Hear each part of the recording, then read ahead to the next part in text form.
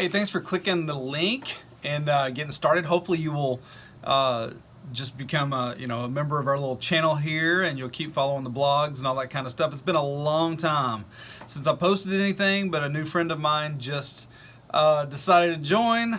His name is Luke. Luke, if you're watching this, then yeah, it's because of you this is happening.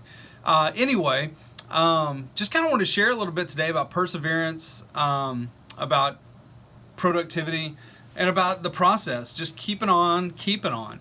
It's really hard to do, and you know what? It's interesting because for almost a year, I really haven't posted a lot, whether it's a blog or a video or anything with our What's Next organization, and it's because there was just not much time to create the content that I wanted to create and do a good enough job. There's just a lot of other things that flooded in, and you know what? I didn't persevere through that. I didn't have a good process set up. But since then, I've kind of worked the problem and figured out some things. And you know, that was a chapter that I had to go through that you may be going through as well. There's this verse in the Bible that says, it's in Ecclesiastes 7:8. I'm going to read it. The end of a matter is better than its beginning. A patient spirit is better than a proud spirit. Man, I tell you that there's a book that's being written that is my life. As is for you, there's a book that's being written that is your life, and you're in the middle of a chapter somewhere right now, and that chapter may say certain things, but those certain things, they're not the whole story. It's not the end of it, right? There's more to it, and there's other harder things that are coming, things you'll have to persevere through, just like me. There will be some things that pop up or crop up that won't be the easiest. There won't be simple solutions, but it's going to be time to kind of process it and persevere and push in and push through. And I hope you'll do the same. I mean, today I'm just kind of thinking about this and kind of reigniting some of our communication here on What's Next. And I've been doing the coaching and the consulting and the teaching and communicating in different places this last year. I just wasn't writing much about it. But I want to get back to that. I want to start posting some more videos and stuff like that. I'm going to develop a new process for getting you different types of information, and I want to be more productive at helping you be productive. As I think about this chapter and where I'm at right now, I know that the patient spirit, as Ecclesiastes 7:8 says, that patient spirit is better than a proud spirit.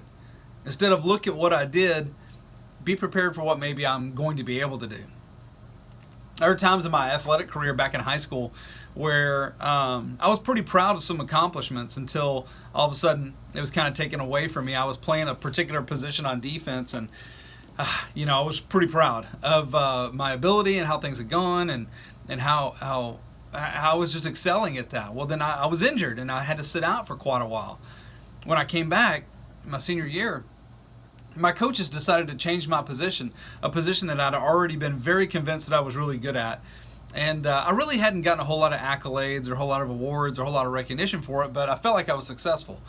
Well, they saw something else in me, and I was a little bit frustrated with it. I mean, they moved my position, and I had to kind of change my way of thinking. I went from being what was called a down lineman or a three technique on the defensive line to an outside linebacker. And I didn't want to move. I liked what I had, and there was a new chapter though, and they wanted to write the story with me. And so as they did, the coaches moved me, and I got to tell you, I didn't like it at first, and it took me a while to catch on.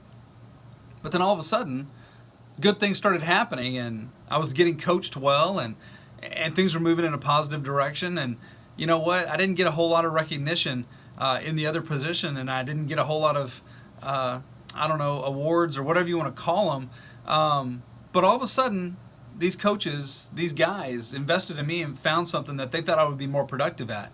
They helped me to switch. They helped me to move to a new chapter and created a way for me to be, my senior year, first team All-State, which was a pretty cool experience for me. If you've ever experienced something like that, you know what I'm talking about. It's just kind of cool to kind of be at the top of your game for a little bit. And for a little bit, I mean a very little bit.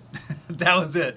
It was not that big a deal. It's just one of those things I get to look back on with a lot of joy and I remember it with great thoughts. But I remember it being a difficult thing for me to say, this is something I need to do, this is something that I'm being coached to do, and it was hard for me to switch gears. And you know what? I got stuck sometimes, but I had to kind of reinvent and be reinvented and go through a process so that I could then persevere in this thing that I really wanted to be part of. I wanted to be a part of this team. I wanted to be part of winning. I wanted to be a part of some good things. And you know what? Those were some setbacks for me.